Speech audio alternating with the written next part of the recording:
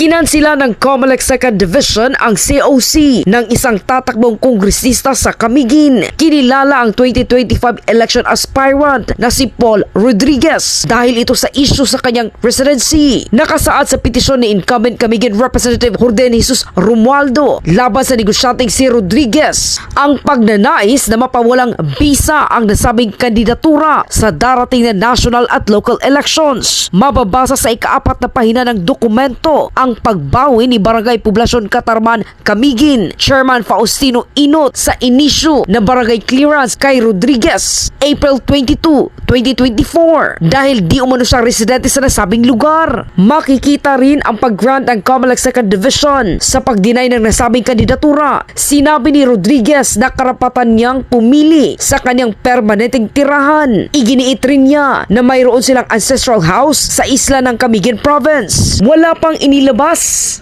na pahayag ang COMELEC Region 10 hinggil sa pag-deny ng COC. Ako si K5K Buscaino para sa Kampiyon na Balita, Serbisyo Publiko at Kasiyahan. K5 News FM. K5 News FM.